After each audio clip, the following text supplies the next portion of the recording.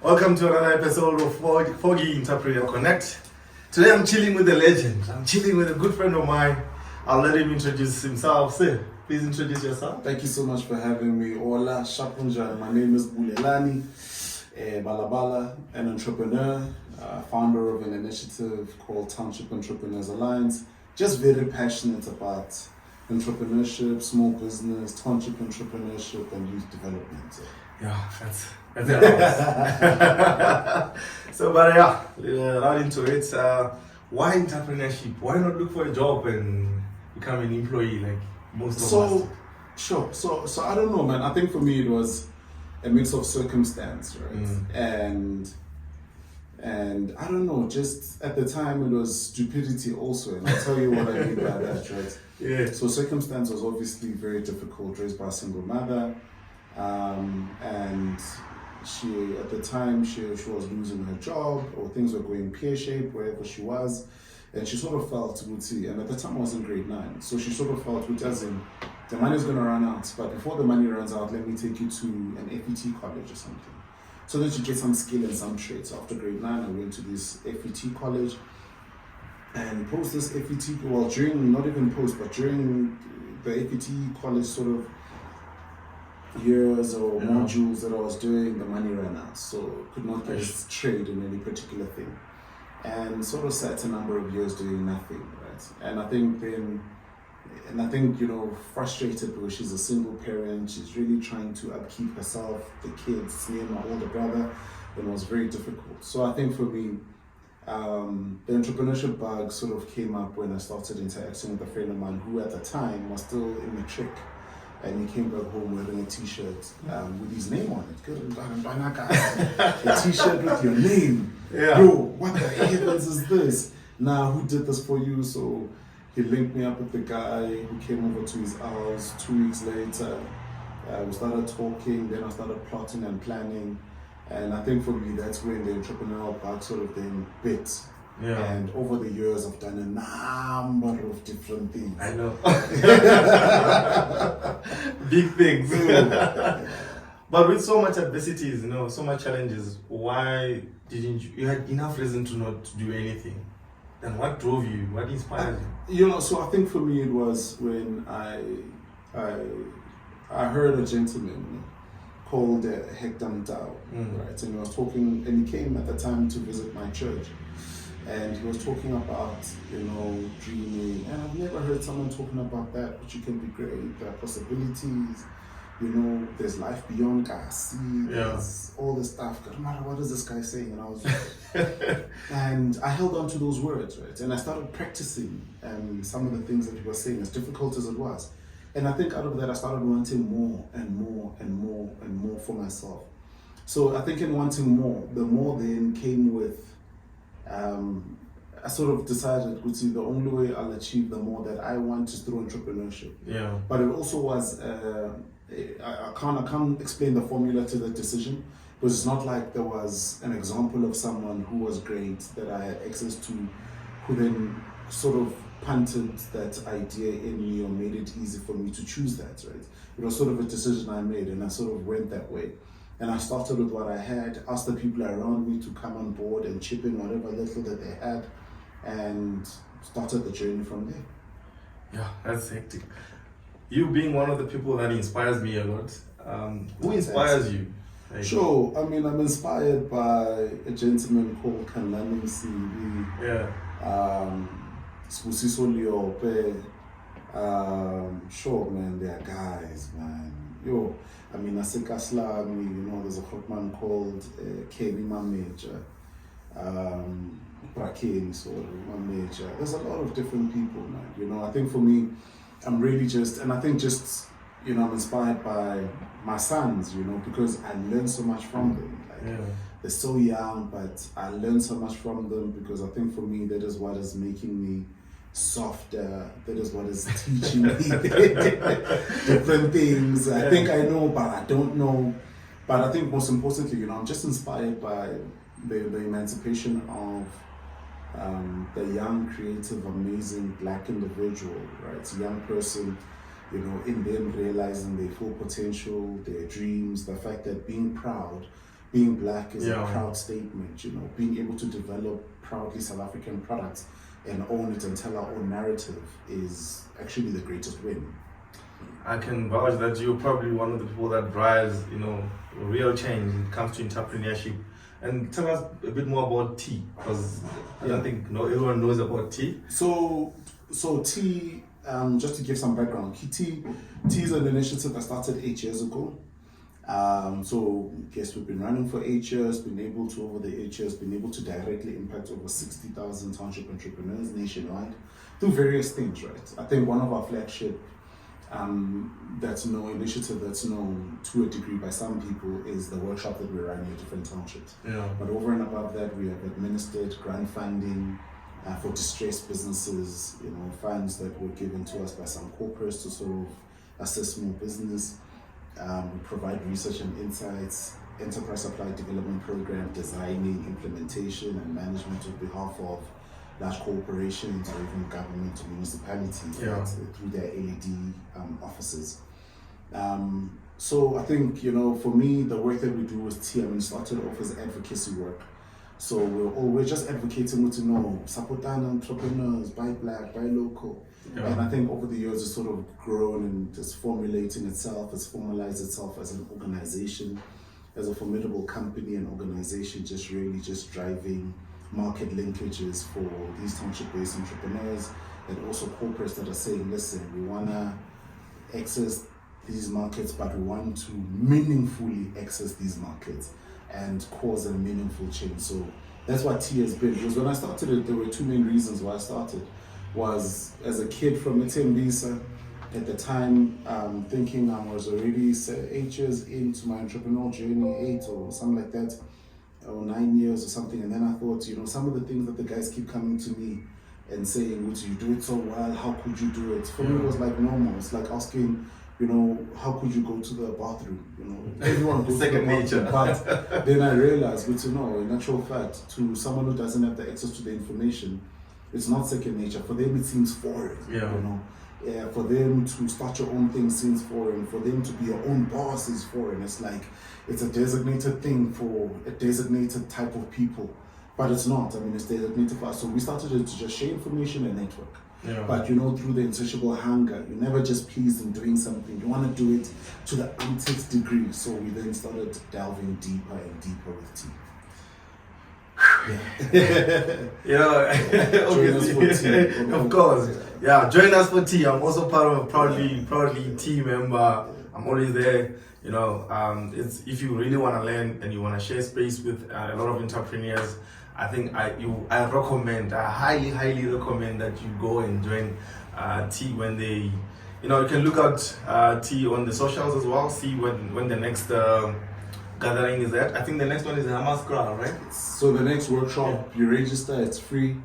It's in Hammanskraal on the 29th of October at a black-owned venue, a restaurant in Hammanskraal called Drive-Thru Cafe. And come through, lunch is on us, come meet amazing entrepreneurs, come learn, come network, come and even exhibit your business. Exhibition is free, plug in. I love it. But your first business, let's go back to your first business. There was no tea, there was no... No, there was no tea, those are mine. No, man, then when so the first business I started, I guess, was informal, right? Which was selling sweets. I tried to sell them and it didn't really go so well, but sold sweets. And the moment I had registered the business, I guess the biggest formal deal I got was over 16 years ago from a high school called Rosefield High School. About 16 or 14, somewhere there. My numbers are a bit sketchy now, right? And I remember at the time my friends were in matric. So some of them were head boys, some of them were prefects, your Dumsanis, your Joes, your Jennifers, and the sorts at Rosefield High. And they were just advocating, and this now, and just to give some timestamp and context. So when I met the friend of mine who came back from school with a t-shirt written was the year before. So was the year before, around August, when we came back home with a t-shirt with his name. So we live in the same township in Tembisa. He then introduces me to someone 2 weeks later. I didn't understand this guy's business. I say to him, you know what? I'm going to resell these things. If you're saying that you know people, because he didn't do it, but he knew people who could do it, and it was a long chain, right? I was like, I'll start. So I tell my friends, which is in next year, I want to do your matric jackets. I've never done it before. I don't even know where they're done. I don't even know how to do it. I don't know this thing, but a jacket is a jacket.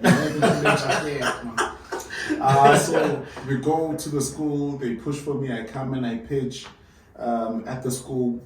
And I remember wearing my pink shirt and formal trousers because my cousin was not graduating, but was doing a matric dance in Tabele. Yeah. So my aunt had gotten me this nice suit, and a pink shirt, and I was the matric dance partner. So now this I'm using as my formal gear. Yeah. I'm going in there with a laptop bag with no laptop. I've got a V3 cell phone pouch, but no phone, unsolicited. I walk in the gate and I'm telling the receptionist, hi ma'am, sorry, I had to park my car around the corner, don't worry about me. She didn't even ask me because you want to make it seem as if You're making it. I'm making it. But, I go in there, I tell her who I am, my pitch, she's asking me about the business, and I'm telling her, man, in actual fact, we've got offices out in Cape Town and production offices. We're in Joburg. At that time, there's nothing. All I have is a registered business, and I had never done business with anyone.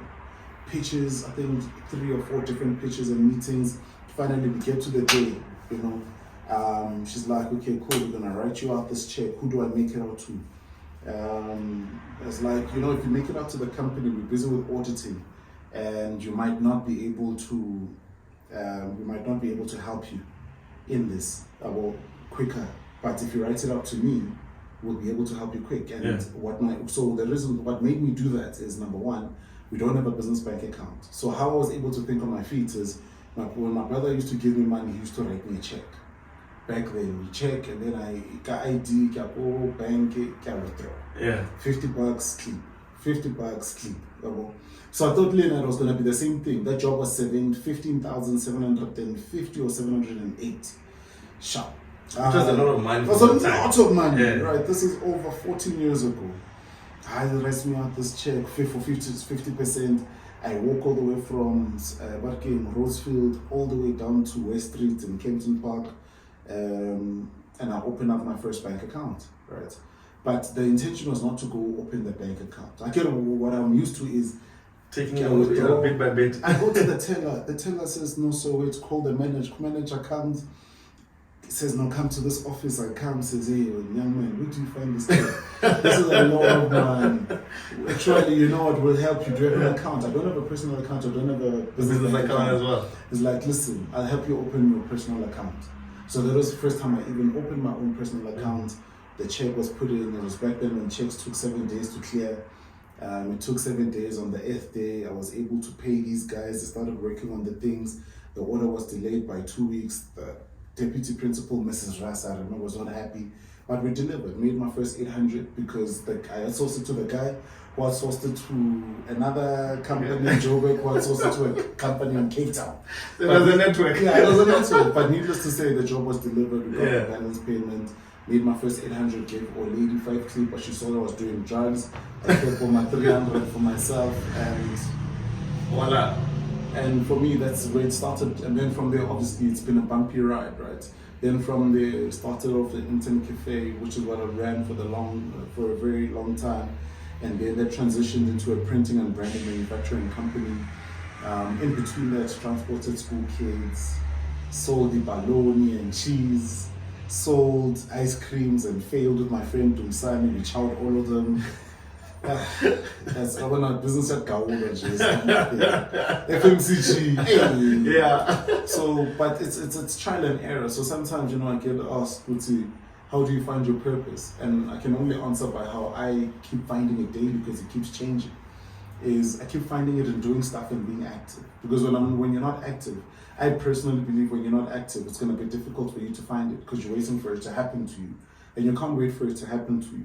You find it in transit. So it took me selling the baloney, transporting school kids with my friend Marcus, because he brought the car, the Kumbi, the Caravella. I was able to get the license through the Internet Cafe money. applied for the school transportation license, and then we collaborated and did this thing. After a year, it didn't work. I pulled out, he continued, I gave him the license, like, do your thing, sign it if you want, keep it. But, you know, for me, that's how you sort of find your purpose. And I guess we are today where we are, or I am where I am today as a result of all the successes, failures, but also most importantly, the different changes in my life. Because even now, I keep evolving and growing and changing as a human being.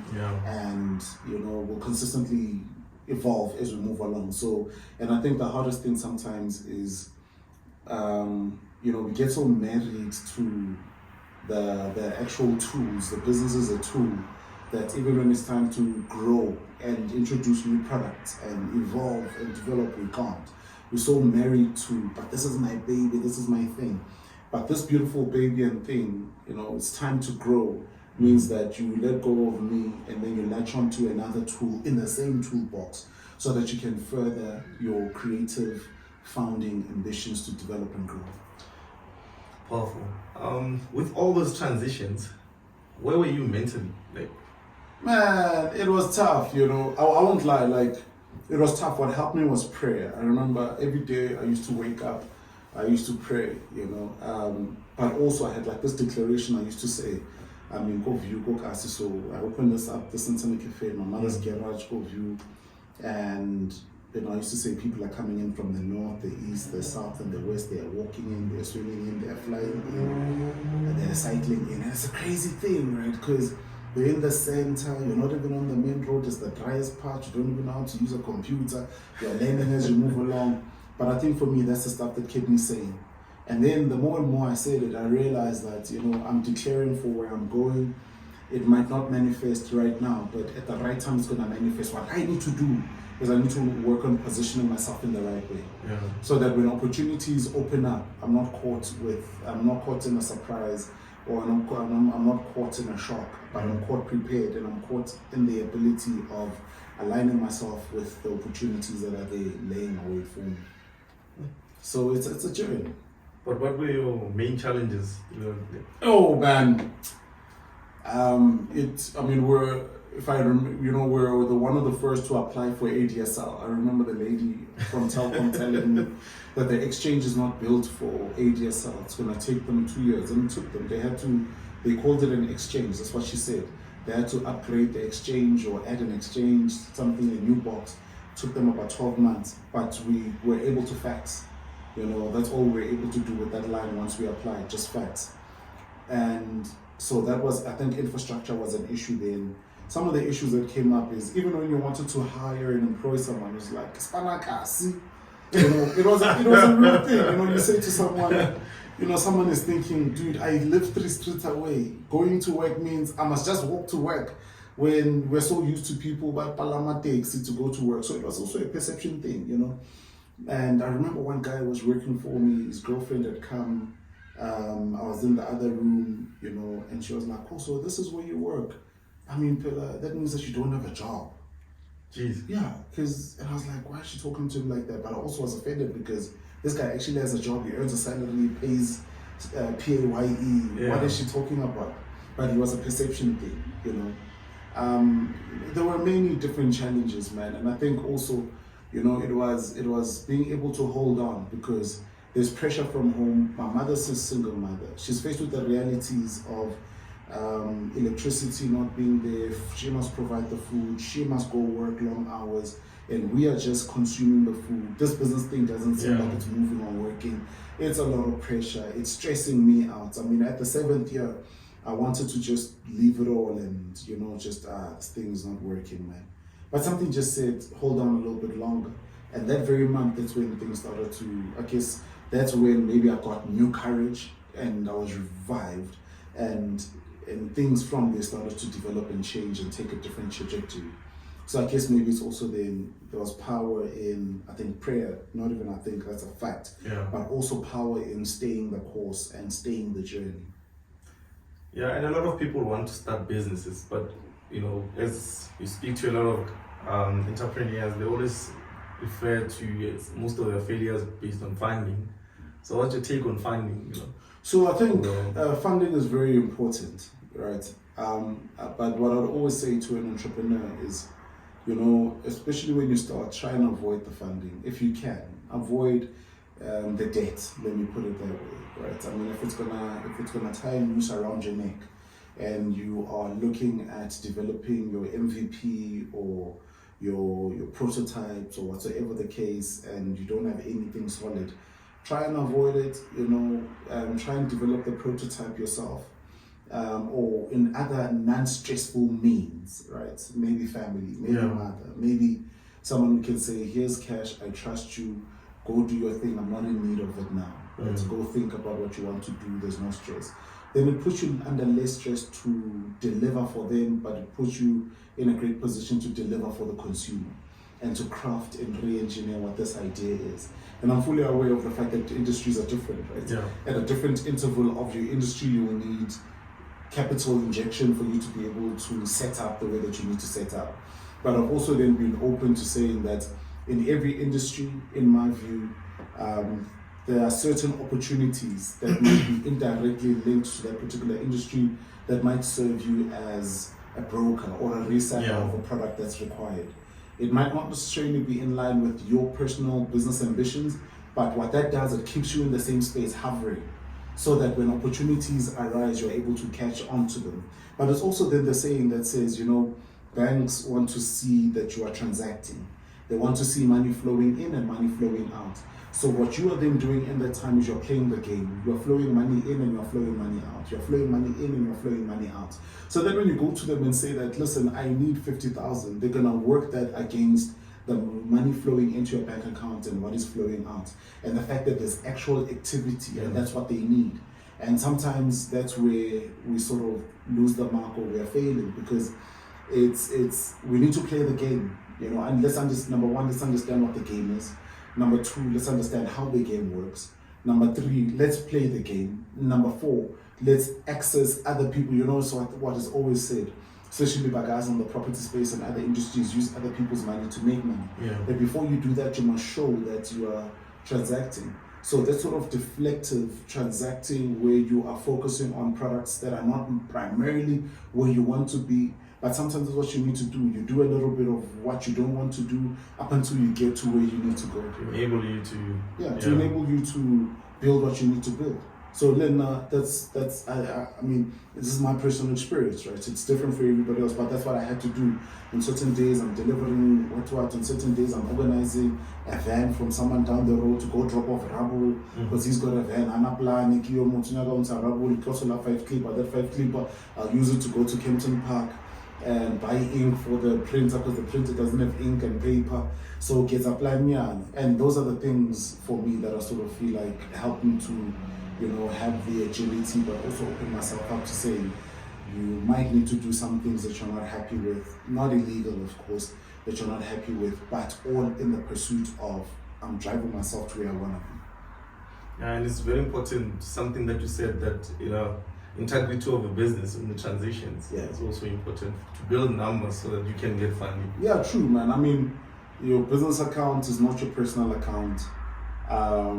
You know, you need to be very deliberate and strategic in how you handle money and how you distribute money around your business.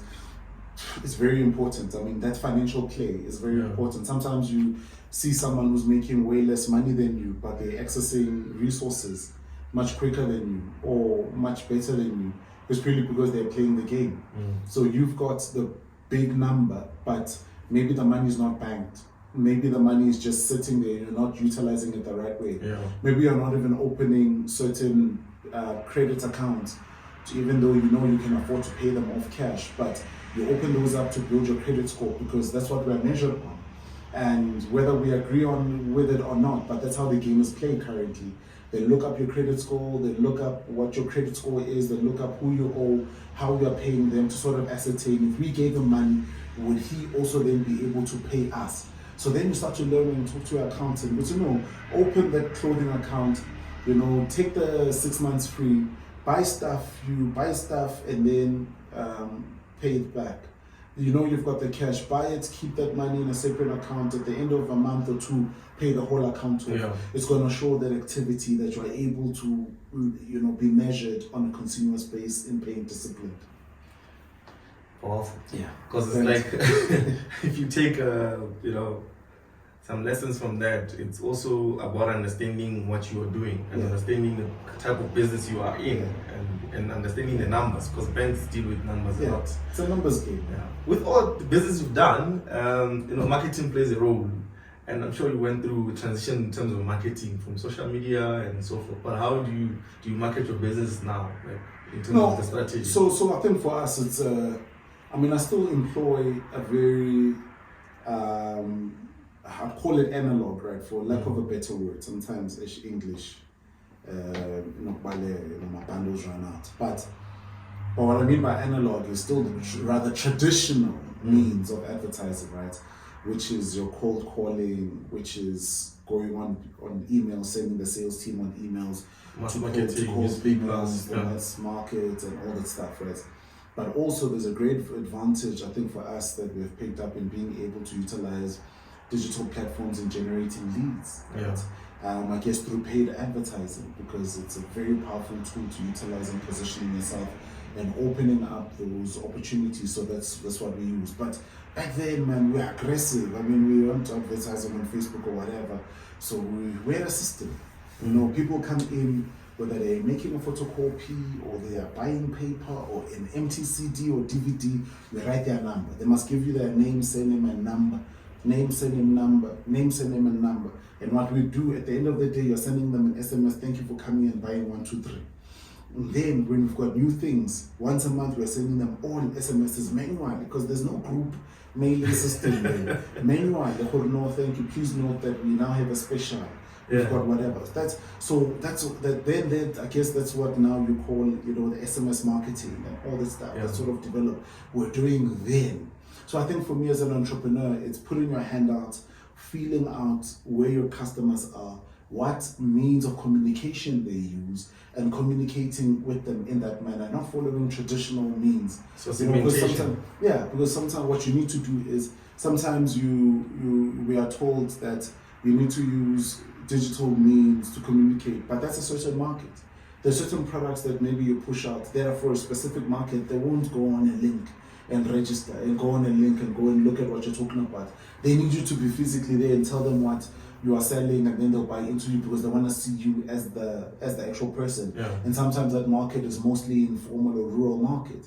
And I think you can't then go with that arrogance and say, move at the time, then you lose business. There's a young you out there, if you had to choose, I know it's going to be a very difficult one for you because you've done so much. If you have to choose one advice to a young you that want to start this journey, what will that advice be? I think what it would be is, entrepreneurship is rewarding, but as much as it gives so much, it also takes away so much. And I think that's just me being honest. It changes you depending on how you want to look at it, in a good and bad way. It opens up opportunities, but you go through waves of depression, waves of stress, waves of anxiety. Anything you thought entrepreneurship was before you got in, anything you think it is, it's not. You learn, you're on the job learning. It's an internship that never ends. You keep learning as you move along. So I think my thing is, go in it with the mindset and fortitude to say you're going onto uncharted territories, but you've got the determination, you've got the fortitude to say, I'm going to learn this thing, I'm going to work on this thing, I'm going to grow myself, I'm going to focus myself, and I'm going to sow my roots so deep that it doesn't matter what happens, I'm not going to be shaken. Number one. Number two, constantly improve yourself and learn. Digital platforms are there, YouTube, Facebook, podcasts. Even this podcast that you're watching now, watch all the other episodes and learn. That's how you invest in your personal growth and personal development, especially like me, where you didn't, finish matric and all that stuff. So how I learn from these people. Then I was learning from getting books from my friend's dad, and reading them and asking questions from people that were professional. Don't You know, don't be scared of asking those questions. The worst I could say is no, then you move on to the next person. And the last thing for me is build a community of people that are like-minded, right? There might be different industries, they might be way higher than you, but be consistent in it, you know. Try and meet with them as scheduled payments, at least once a week or once every second week or once a month. But feed off each other, because you start to understand that the problems that you face, it's not just you, but we are all going through them. But most importantly, you know, talk is cheap, numbers don't lie, the proof is in the pudding. Go out there and get things done. Just start. Just start. Just start now. Exactly. So where do people find you? Man, So get in touch with you. So we've got the Tea Roadshow that is ongoing, Township Entrepreneurs Alliance. So you could find out about that on all social media platforms. Join us for tea. Hashtag join us for tea. You'll be able to find it YouTube. We've got amazing YouTube videos and content to watch. But personally, if you want to get in touch with me, it's Bulelani Bala on all social media platforms. And let's link up. Yeah. From my side, Torero_Glenn, you know what to do. Subscribe, like, share, learn, apply, and that's very important. Good man. Thank you so much. I appreciate it. Much love, man. Yeah.